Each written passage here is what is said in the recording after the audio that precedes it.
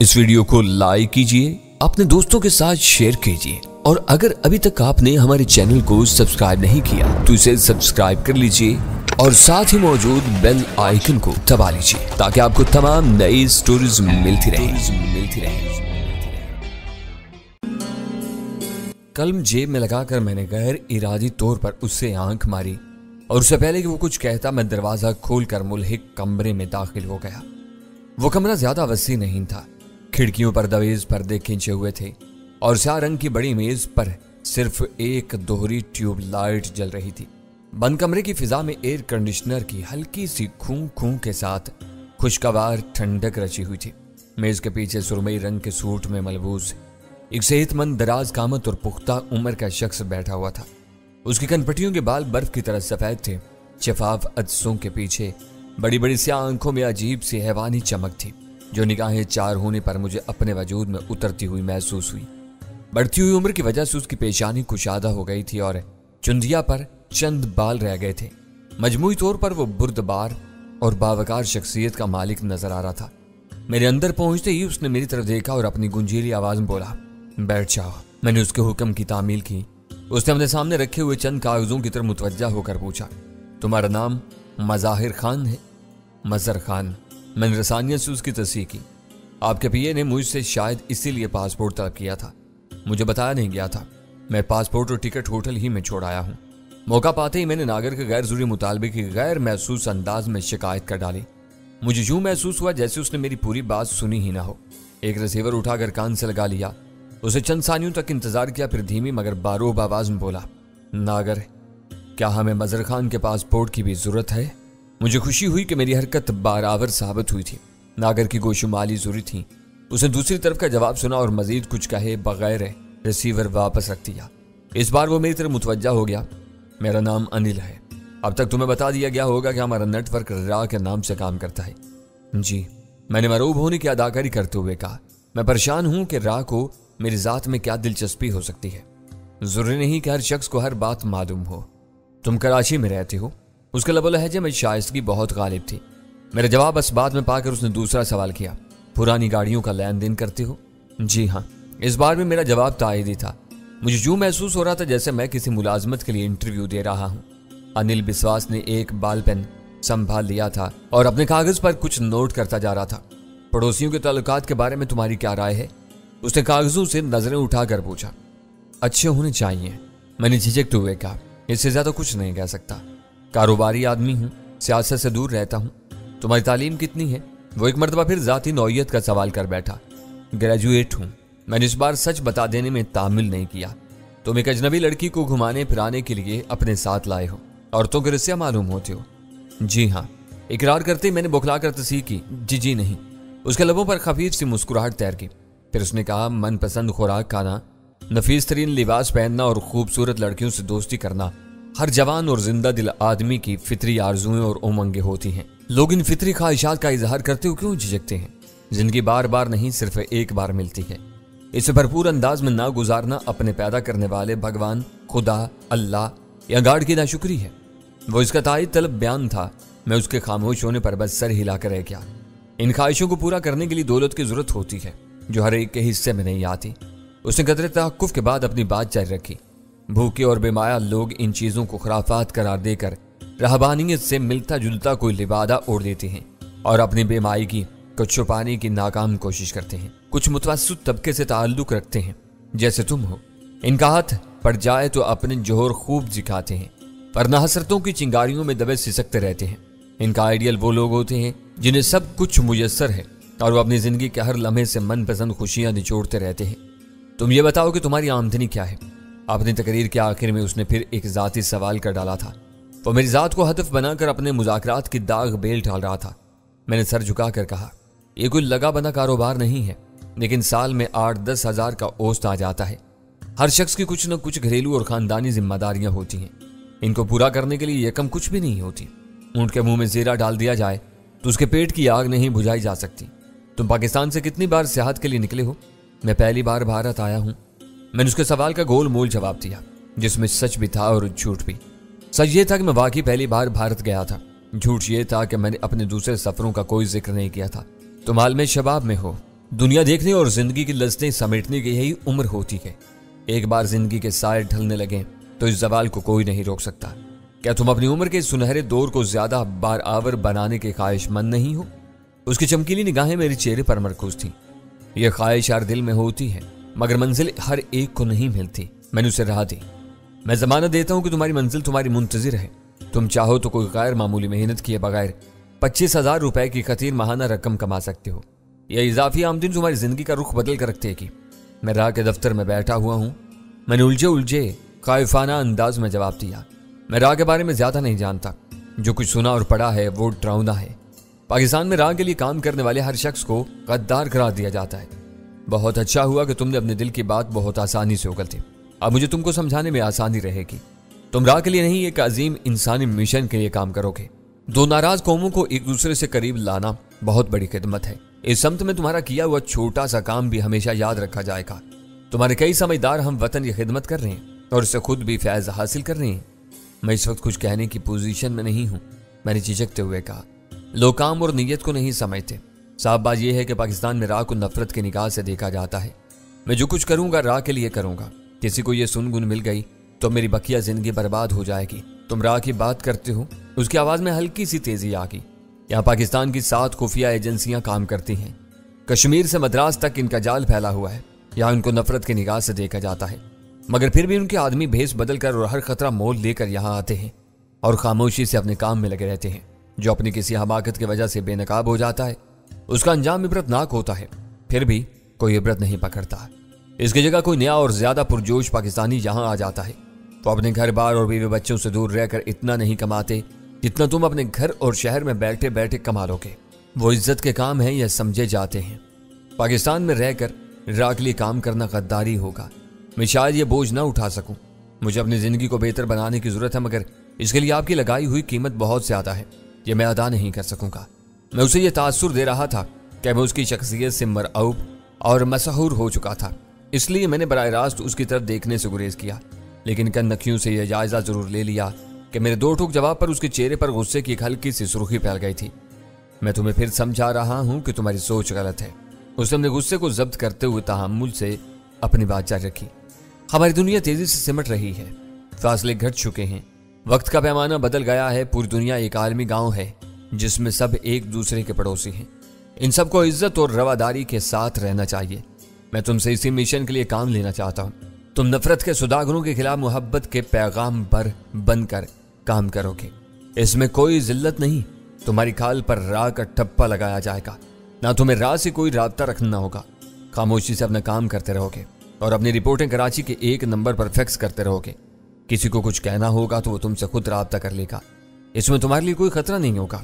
उसकी गुफ्तगू के एक एक लफ्ज से जाहिर हो रहा था कि उसे मेरी असलियत की हवा भी नहीं लग सकी थी। वो कराची से मेरे ख्वाहिश की तस्दीक कराने के बाद मुतमईन हो चुका था कि मैं एक आम पाकिस्तानी था और वो इसी बुनियाद पर मुझे शीशे में उतारने की कोशिश कर रहा था।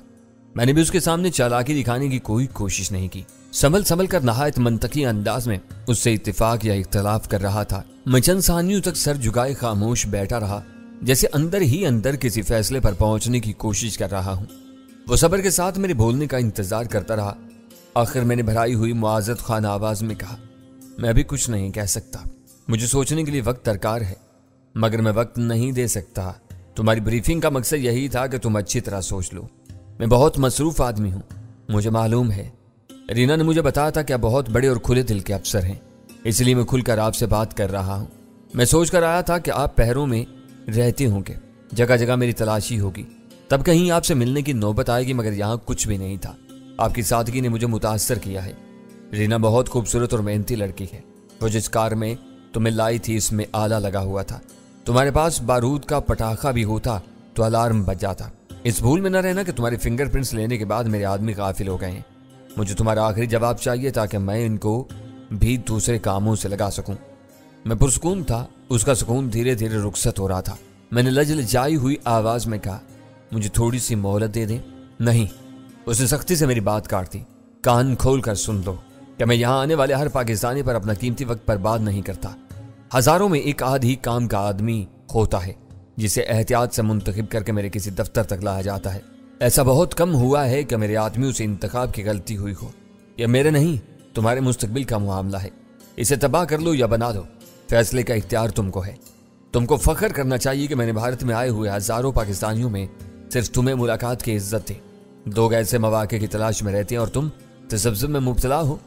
जो 7 पाकिस्तानी एजेंसियां यहाँ काम कर रही हैं वो पाकिस्तान में भी काम करती होंगी। मेरे लिए तसव्वुर ही लर्जा देने वाला है कि वो मेरे पीछे लग जाएं, मुझे राह का एजेंट करार देकर आइन इस्लाहों के पीछे डाल दें। तुम इतने बेवकूफ नहीं हो।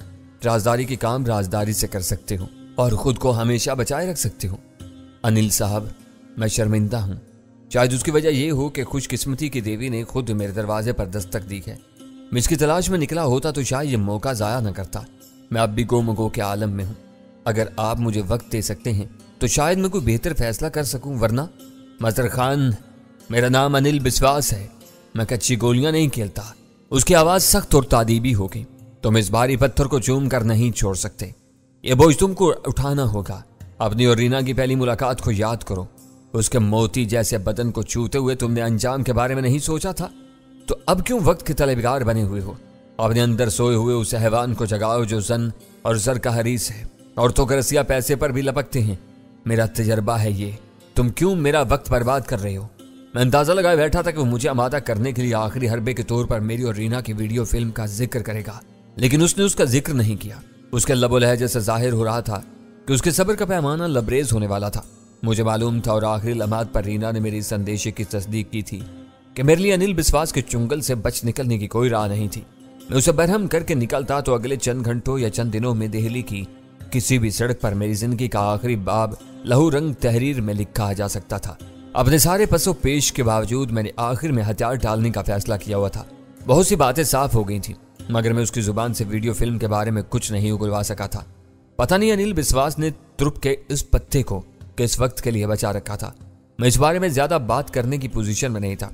उससे कुछ तय हो जाने के बाद आगे बढ़ने के रोशन इम्कानात नजर आ रहे थे। इस वक्त तक मुझे यह भी पता नहीं चल सका था कि अनिल बिस्वास मुझसे राह के लिए क्या काम लेना चाहता था। मेरे जहन में वो बातें घूम रही थी, लेकिन मैंने अपना चेहरा यूं लटकाया हुआ था जैसे मेरे जहन पर मायूसी और नाउमीदी ने हमला किया हुआ हो। बोलो, तुम खामोश क्यों हो? अनिल बिस्वास ने काटदार आवाज में मुझे टोका। मैंने चौंक कर सर ऊपर उठाया, मगमूम अंदाज में उसकी तरफ देखा और फिर भराई हुई आवाज में कहा, खुली चरागाहों की तरफ हर चौपाया लपकता है। रीना भटकती हुई मुझसे टकराई तो वो एक मालदार घराने की रंगीन मिजाज लड़की का रूप धारे हुए थी। इस चरागाह के गिर्द मुझे ड्रा की गैर महसूस बाढ़ का साया भी नजर आ जाता तो मैं उधर का रुख न करता। वो वाकई हसीन और तौबा शिकन लड़की है। उसने मुझे घेर लिया। कल दूसरी मुलाकात में उसने मुझे बताया कि वो और नागर ड्रा के लिए काम करते हैं और आपके मातहत हैं। ये सब फजूलियात न दोहराओ, मुझे इन लम्हों का सारा अहवाल मालूम है। उसे मुझे बोलने से रोक दिया। रीना हसीन ही नहीं, बहुत ज़हीन लड़की है। वो अपने किसी शिकार पर मेहरबान होकर खुलती है तो उसके होशो हवास पर छा जाती है। अपने नाजो अंदाज और अदाओं की मार से उसे निढाल कर देती है। शिकार को होश आता है तो वक्त उसके हाथ से निकल चुका होता है और वो खुद को बेबस पाता है। तुमको समझ लेना चाहिए कि इस वक्त तुम भी इसी पोजीशन में हो। फिर आपकी पूछगछ बेसूद है। मुझे हर हाल में राह के लिए काम करना है तो मजबूरी है। मैं जबर नहीं करता। नीम दिली से काम करने वालों को मैं राह के लिए गाली समझता हूँ। मुझे अपने लिए पुरजोश और दलेर अफराद की जरूरत है। अगर तुम्हारा दिल मेरे काम पर माइल नहीं तो अभी चले जाओ। मुझे तुम्हारी जरूरत नहीं है। हाँ या ना में तुमको अभी फैसला करना होगा। मैं तुम्हें वक्त नहीं दे सकता।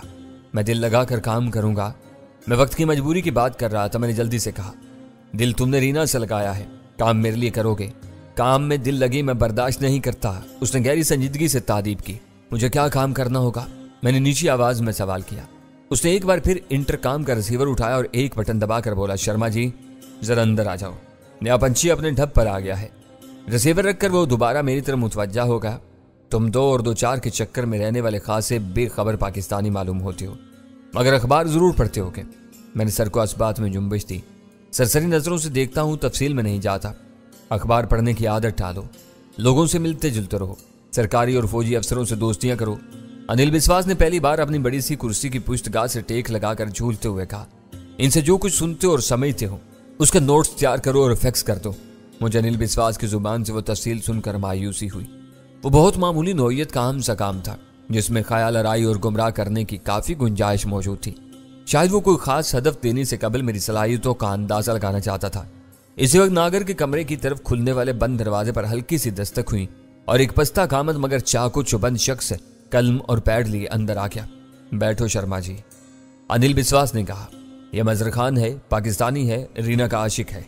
इस वक्त मेरा दिल कन पट्टियों में धड़क रहा था। मैं तसव्वुर भी नहीं कर सकता था कि भारत के शहर दिल्ली में मुजरा के दफ्तर में अपने दो बदतरीन दुश्मनों के साथ यूं रूबरू बैठने का मौका मिल सकेगा। इनमें से एक राह के पाकिस्तानी विंग का सरबराह था, दूसरा उसका दस्ते राज था जो दहशतगर्दी के अमूर में खास महारत रखता था। नरेश शर्मा ने नागदाना नजरों से मेरा जायजा लिया और सर्द अंदाज में मुझसे हाथ मिलाकर मेरे बराबर वाली कुर्सी पर बैठ गया। अब यह हमारा आदमी है, अनिल बिस्वास की बात जारी थी। यह हमारे लिए 25,000 रुपए माहाना पर काम करेगा। अदागी और काम का तरीका तुम तय कर दो। इन बातों को ध्यान में रखना जो मैं पहले बता चुका हूं। यह बड़े नाग के सिलसिले में भी कार आमद साबित हो सकता है। मेरा दिल अचानक उछलकर हल्के में आ गया। गोपाल ने किसी ब्लू कोबरा फाइल का जिक्र किया था। अनिल बिस्वास बड़े नाग की बात कर रहा था। शायद इन दोनों में कोई गहरा और करीबी राबता था, क्योंकि नस्ली तौर पर अंग्रेजी और उर्दू अल्फाज का ताल्लुक सांपों ही से था। यस सर, नरेश शर्मा ने सआदतमंदी का मुजाहिरा करते हुए कहा। पाकिस्तान में एक पाकिस्तानी ही ज्यादा आज़ादी से काम कर सकता है। वह मजहबी और कौमी रवादारी का जो हाल है वह हमारे सामने है। ताज्जुब की वजह से हमारे आदमी बहुत जल्द मार खा जाते हैं। यह बातें तुम्हारे समझने की हैं, अनिल बिस्वास ने मुझे मुखातिब होकर कहा। दूसरी कौमों की बात छोड़ो, पाकिस्तान की छोटी कौमियतें हर वक्त पंजाबी अक्सरियत से नालान नजर आती हैं। मुसलमान हिंदू को बाद में बर्दाश्त करेगा, वो दूसरे अकीदे वाले मुसलमान को नहीं बख्शता। भारत में फिरका वाराना फसाद में इतने मुसलमान नहीं मरते जितने पाकिस्तान में हर साल मुसलमानों के हाथों मारे जाते हैं। हो सकता है कि मेरी ये बातें तुमको नागवार गुजरे, मगर हकीकत यही है। इन हालात पर वह हर दर्दमंद पाकिस्तानी खून के आंसू रोता है। मेरे पास इससे इत्तेफाक राय के सिवा कोई चारा नहीं था। यह मगरमच्छ के आंसू होते हैं। तुम्हें यह मुल्क तुम्हारे खुदा ने दिया है और वही इसे चला भी रहा है, वरना हर पाकिस्तानी इसे लूटने को सोटने में मसरूफ है। पता नहीं तुम मेरी पेशकश कबूल करते हुए क्यों झिझक रहे थे। तुम अपने मुल्क को नहीं लूटोगे, इसके नाम पर हमसे 25,000 रुपए महीना वसूल करोगे। बार बार इसका जिक्र ना करें। मैं अभी तक ये समझने से कासिर हूं कि मुझे किस बात के लिए इतनी बड़ी रकम दी जाएगी। सुनी सुनाई बातें तो अखबारों और इनमें छपने वाले मुजामीन और कालमों के जरिए हर एक के इल्म में आ जाती हैं। आपके सफारतकार इनके तराशे दिल्ली भेज सकते हैं। बहुत सी बातें हमेशा सीना ब सीना चलती हैं, कागज पर कभी नहीं आती। नरेश शर्मा ने गुफ्तगू में हिस्सा लेते हुए कहा, हमारे दरमियान मुआहदा हो चुका है। तुम अपना काम करते रहो, हम तुम्हें रकम देते रहेंगे। कोई खास टारगेट सामने आया तो तुम्हें उसके बारे में बता दिया जाएगा। अभी अनिल साहब ने किसी बड़े नाग का जिक्र किया था, क्या मैं इस बारे में कुछ कर सकता हूं? मैंने अपने तजस्सुस के तहत सवाल किया। तुमने मेरा दिल खुश कर दिया, अनिल बिस्वास ने तहसीन अमेज लहजे में कहा। मुझे ऐसे कारकुन पसंद हैं जो बढ़कर जिम्मेदारियां संभाले, अपनी बारी आने का इंतजार न करें। बड़े नाग के बारे में अगर तुम कोई मदद कर सके तो तुम्हें तनख्वाह के अलावा एक बड़ा इनाम भी मिल सकता है। मुझे कुछ बता दिया जाए तो मैं इस बारे में सरतोड़ कोशिश करूंगा, मैंने मुनाफकाना खलूस से कहा। वह बहुत जहरीला नाग है, अचानक नमूदार होकर डसता है और गायब हो जाता है। नरेश शर्मा अपने अफसर का इशारा पाकर मुझे बताने लगा, हम अपने जराए से उस तक पहुंचने की हर कोशिश में नाकाम हो चुके हैं। वो ज्यादातर कराची में रोपोश रहता है। उसका कोई नाम भी तो जरूर होगा। मैंने अपने दिल की बेतरतीब धड़कनों पर काबू पाते हुए कहा, डैनी। वो बदनाम आलमी दहशतगर्द है, बहुत सर्दमेरी और सफाकी से बेगुनाहों को मौत के घाट उतारता है। इसे हम ही नहीं, अमरीकी भी नाला है। डैनी, मैंने सोचते हुए दोहराया, ये नाम कभी मेरी नजरों से नहीं गुजरा। शायद तुम इश्तिहारात नहीं देखते, नरेश शर्मा ने कहा। खबरों में उसका नाम कहीं नहीं आता। हमें शुबे से ज्यादा यकीन है कि उसे बाज पाकिस्तानी एजेंसियों की भरपूर हमायत और पुष्टपनाही ही हासिल है। वो जराइम करता है और महफूज रहता है, कभी अपने कानून की गिरफ्त में नहीं आता। तुम इश्तिहारात के बारे में कुछ कह रहे थे। उसके खामोश होने पर मैंने याद दिलाया। हाँ, उसे अपनी अधूरी बात याद आ गई। खबरों में उसके नाम का मुकम्मल ब्लैक आउट किया जाता है, मगर अमेरिकियों ने उसे इश्तिहारी मुजरिम करार दिया हुआ है। उसने अमेरिका के सफारतकारों के खिलाफ संगीन और काबिल नफरत जराइम किए हैं, जिनमें कई खून रेजियां भी शामिल हैं। पाकिस्तान में अमेरिकी सफारतखाने ने उसकी गिरफ्तारी में मदद हासिल करने के लिए कई बार अखबारों में इनामी इश्तिहार छपवाए हैं, मगर उनके जवाब में किसी ने उनसे ताउन नहीं किया। मैंने सोचने और अपने ज़हन पर जोर देने की अदाकारी की, जैसे कोई भूली बिसरी कहानी याद करने की कोशिश कर रहा हूँ। नरेश पुर उम्मीद नजरों से मेरी तरफ देख रहा था। फिर मैं चौंका, जैसे वो बात याद आ गई हो। कुछ याद आ रहा है। इसके साथ किसी अमेरिकी औरत का नाम भी था। इन दोनों पर कई मिलियन डॉलर का इनाम था। बिल्कुल वही इश्तिहार थे।